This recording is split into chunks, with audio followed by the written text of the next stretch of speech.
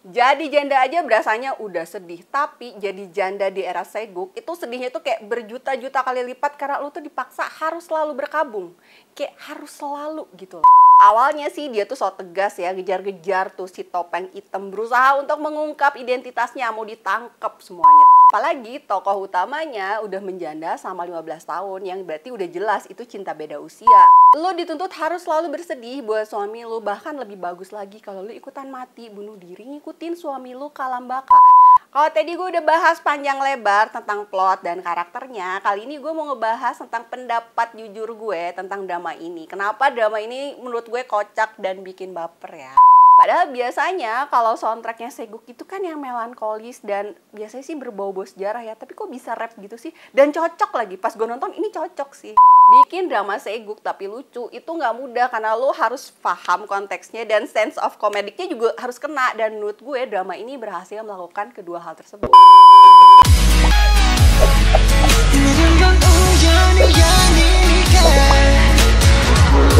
Jadi janda aja berasanya udah sedih, tapi jadi janda di era Seguk itu sedihnya tuh kayak berjuta-juta kali lipat karena lu tuh dipaksa harus selalu berkabung.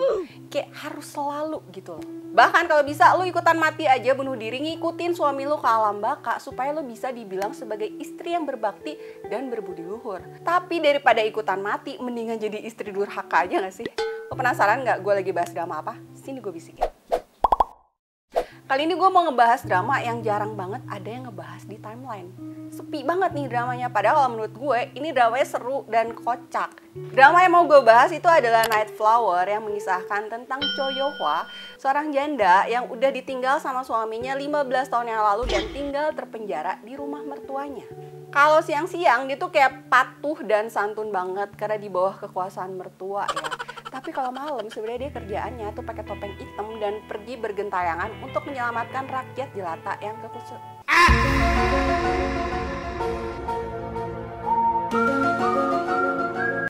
kesusahan. Jadi janda aja itu berasanya udah sedih ya, siapa sih yang pengen jadi janda? Tapi kalau jadi janda di era Seguk itu emang kayak sedihnya tuh berjuta-juta kali lipat karena zaman dulu tuh belum ada yang namanya kesetaraan gender. Jadi menantu perempuan di era Seguk level tertindasnya itu edan banget. Pokoknya ini menantu milenial yang kerjaannya kalau lagi males masak terus order GoFood, atau kalau misalnya lagi jenuh tuh bawaannya suka pengen self reward, terus cekot-cekot barang gak jelas di Shopee. Itu udah jelas gak bakal bisa lo bertahan di sana, gak bakal bisa. Nih gue kasih tahu ya, gue kasih tahu yang terjadi kepada para janda di era Seguk. Cho Yo-hwa itu setiap hari harus pakai baju berkabung yang warna putih dan membosankan. Gak boleh pakai baju berwarna, gak boleh. Kalau dia pakai baju yang warnanya cerah dikit, itu dianggapnya dia kurang bersedih. Gak boleh, harus sedih lo tuh. Dan kurang berbakti. Terus dia juga kerjaannya harus diem sepanjang hari di kuil buat berdoa, ngedoain suaminya udah meninggal. Pokoknya lu gak boleh move on dan kerjanya harus berkabung terus. Lu dituntut harus selalu bersedih buat suami lu, bahkan lebih bagus lagi kalau lu ikutan mati, ngikutin suami lu ke alam baka. Nah kalau misalnya lu kayak gitu, lu berpotensi dapet penghargaan dari kerajaan. Masalahnya adalah Yo-hwa walaupun dia udah menjanda selama 15 tahun, tapi sebenarnya dia belum pernah sama sekali ketemu sama suaminya. Karena si suami itu meninggal di hari pernikahannya. Jadi lo bayangin dong, lo harus nangis, berduka, berkabung, nangisin seseorang yang lo kenal aja kagak. 15 tahun pula, itu 15 tahun adalah waktu yang lama. Lo kalau KPR rumah itu udah lunas itu kalau 15 tahun. Itu kalau anak tuh udah SMP 15 tahun, lama itu. Dan yang lebih kampret adalah, oke ini spoiler sedikit ya, lo boleh skip kalau nggak suka. Sebenarnya si suami itu kagak mati. Dia ngambek sama orang tuanya dan pergi kabur ke dinasti King karena dia gak mau dikawinin sama orang yang gak dia kenal. Padahal ini si janda udah berkabung sama 15 tahun. Kan kesel kan?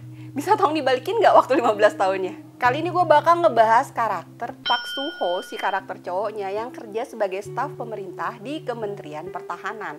Kerjaannya dia tuh kayak mengungkap berbagai kasus kejahatan, tapi seringnya mentok ya karena ya gitulah, ada korupsi, ada nepotisme. Jadi tuh kasusnya nggak terselesaikan aja gitu.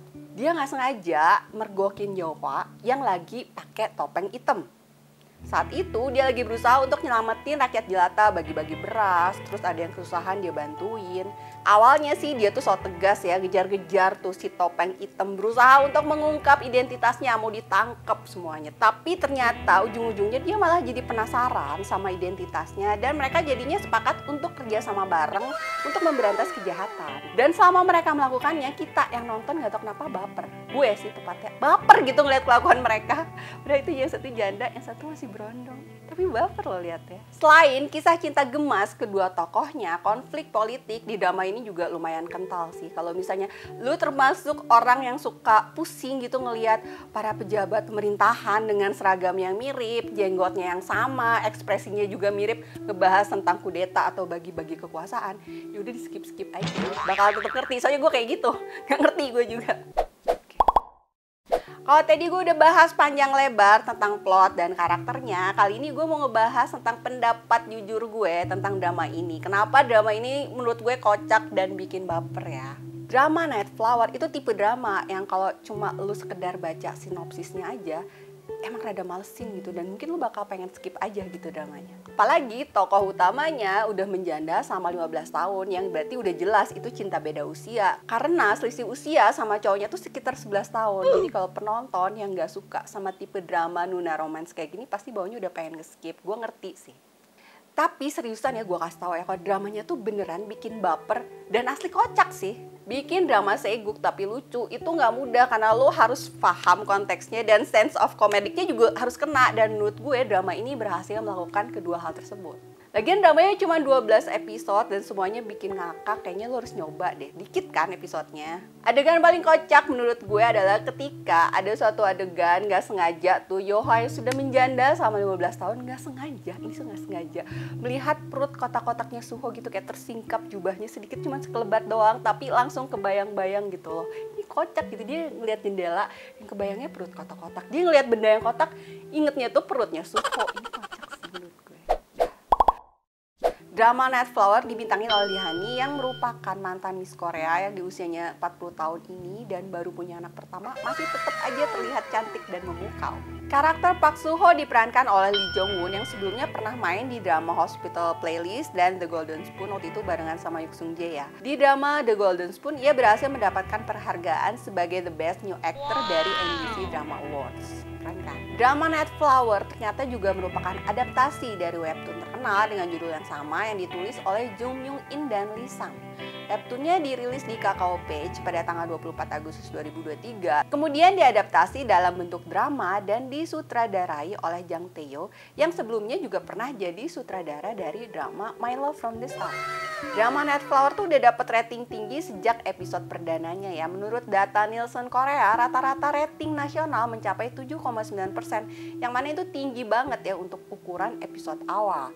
Nah, di episode 8 kemarin ketika mulai banyak nih adegan mesranya, ratingnya tembus sampai 2 digit mencapai 12,6%. Ini keren sih. Dan menurut gue yang paling seru adalah ini dramanya seguk ya. Dan kalau dengerin sampai akhir, itu soundtracknya tuh rap. Dan itu ketahuan banget sih yang nyanyinya Yonggi. Sekali dia nyanyi, gue langsung hafal itu suaranya Yonggi. Coba lu dengerin deh, seru. Padahal biasanya kalau soundtracknya seguk itu kan yang melankolis dan biasanya sih berbau-bau sejarah ya. Tapi kok bisa rap gitu sih? Dan cocok lagi, pas gue nonton ini cocok sih. Kali ini gue bakal ngomentarin komentar netizen tentang drama ini di Twitter ya. Jadi orang komentar terus gue komentarin gitu. Nah yang pertama ini dari K-Drama Manifest, itu tulisannya kalau aku jadi Yoha kayaknya udah nge-rap aja kali ya. Ini gue inget banget sih adegannya. Ini adalah adik iparnya Yoha yang nyuruh-nyuruh dia mati bunuh diri supaya ngikutin kakaknya ke alam baka. Ini emang ngeselin sih adegannya. Gue juga kayaknya bakal ngereog sih. Ada juga nih yang nge-tweet kayak gini, Sander aslinya nggak terlalu suka couple yang age gap-nya terlalu jauh. Tapi lihat mereka seneng banget, nggak nyangka mereka ternyata cocok. Prajurit cool sama pendekar gemesin. Ini juga gue setuju banget nih, karena gue juga bukan tipe yang terlalu suka sama Nuna romance yang gap-nya terlalu jauh. Mereka tuh selisih usianya 11 tahun ya. Tapi nggak tahu kenapa pas nonton tuh kayak cocok aja gitu, dapet gitu chemistry-nya. Setuju gue sama dia. Untuk yang berikutnya, baru mulai nonton Night Flower kacau banget, tiap lihat beliau masih manggil Pak Boju. Gimana ini jadinya berasa ngata-ngatain raja.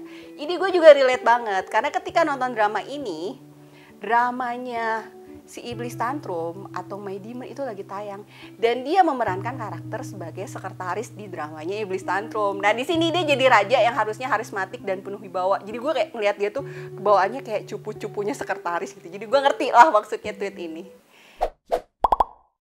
Nah itu dia, gue baru aja kelar ngebahas drama Night Flower yang kalau menurut gue sih seru banget. Tapi kalau menurut lo gimana nih? Coba tulisin pendapat lo atau adegan yang menurut lo paling seru di drama ini di kolom komentar. Jangan lupa juga buat like dan subscribe ya. Annyeong!